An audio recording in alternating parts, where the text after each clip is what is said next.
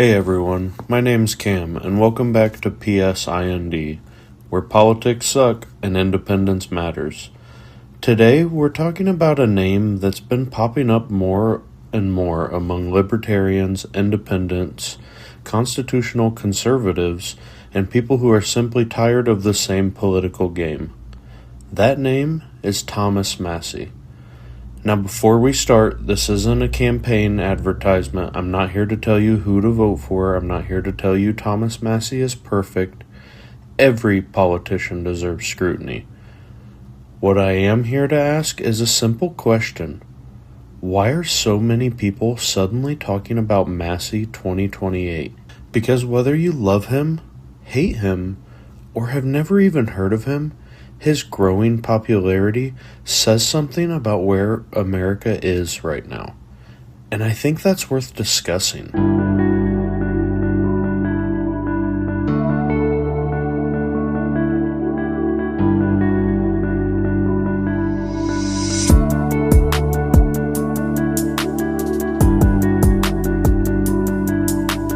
Okay, let's start with the obvious. Trust in government is incredibly low. Trust in media is also incredibly low. Trust in Congress is also low. Trust in institutions across the board is declining. And honestly, can you blame people? Most Americans have watched the same political arguments repeat themselves year after year. Republicans blame Democrats. Democrats blame Republicans. And the national debt just keeps growing at just unconsequential amounts. Wars continue, government gets bigger, and somehow the average American still feels like they're falling behind. People are frustrated, man, and not because they disagree with one political party, because they're increasingly feeling like neither party represents them. And a growing number of Americans feel politically homeless. And that's exactly where someone like Thomas Massie enters the conversation. For those unfamiliar with him, Thomas Massie is a congressman from Kentucky. Before politics, he was an engineer, not a lawyer, not a career politician, an engineer. And whether you agree with him or not, that engineering mindset seems to influence how he approaches government. He tends to look at policies and asks, does this actually work? What does it cost? What are the unintended consequences? And perhaps most importantly, is this constitutional? Massie first entered Congress in 2012 and quickly developed a reputation for being willing to vote alone if necessary. Not just against Democrats, against Republicans too. And in today's political environment, that's rare. Very rare. The most interesting thing about Thomas Massie isn't necessarily his policies, it's his consistency. In modern politics, people often complain that politicians change positions depending on who is in power. Many voters feel politicians stand for whatever is popular in that moment. Massie's supporters argue that he doesn't do that. Whether Republicans control Washington or Democrats control Washington, he often votes the same way. That doesn't mean everyone agrees with him. Far from it. But consistency is something many Americans feel has become increasingly rare. And because of that, people who don't even agree with him on every issue often respect him.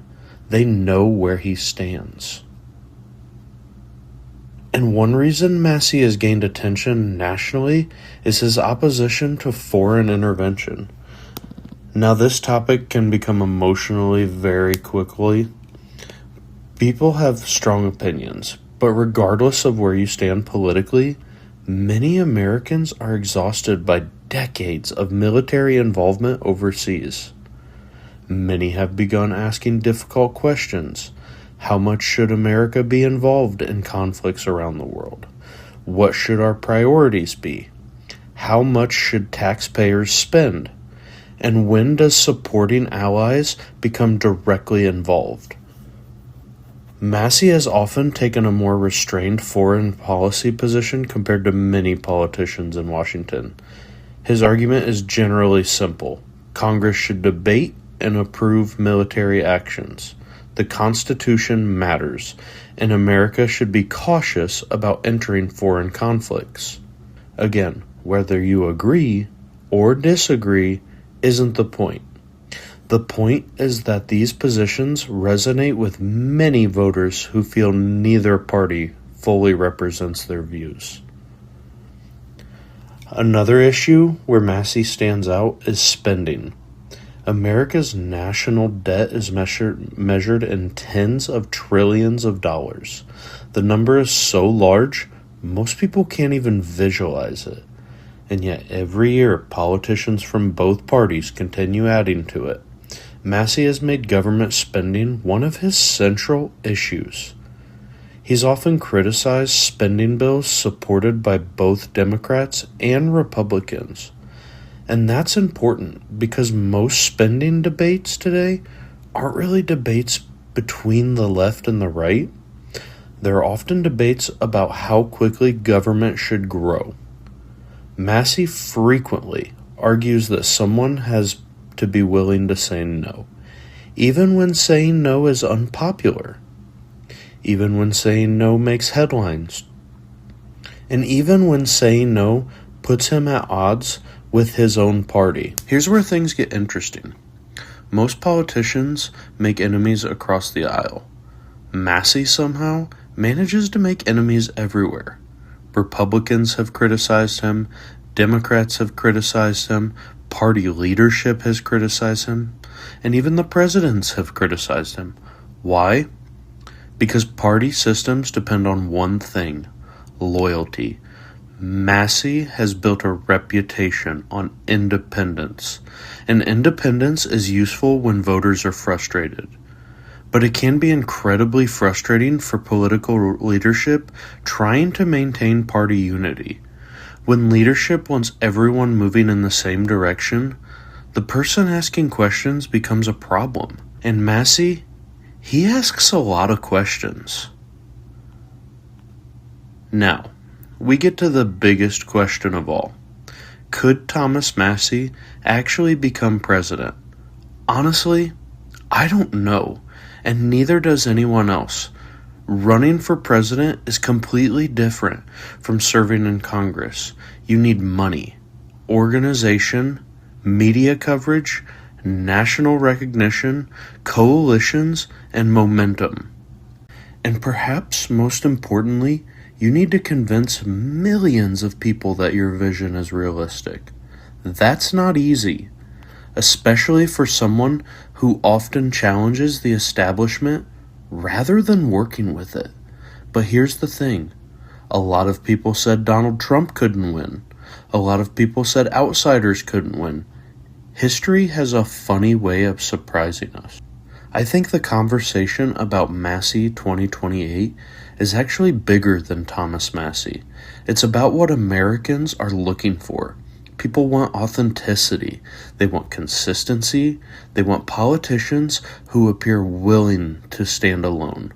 Whether Massie is the answer isn't really the point. The fact that so many people are asking the question tells us something important. Americans are hungry for alternatives. They're sick and tired of scripted politics, and they're tired of hearing the same talking points from the same people. They're looking for someone who appears different. And right now, Thomas Massie represents that possibility for a lot of voters. So maybe Thomas Massie runs in 2028, maybe he doesn't, maybe he wins, maybe he doesn't. But the reason people keep bringing up his name is because millions of Americans are looking for something they feel has been missing from politics for a very long time. Principles, consistency, and independence. Whether Thomas Massie can deliver those things on a national stage remains to be seen. But one thing is certain. The conversation around Massie 2028 isn't going away anytime soon. And honestly, that's a conversation worth having. If you enjoyed this episode, make sure you like, subscribe, and share it with someone who might completely disagree with you. Those are usually the best conversations to have if you're trying to have a unfiltered conversation, I guess you could say. My name is Cam, this is PSIND, and remember, politics suck, stay independent. Massie 2028, peace!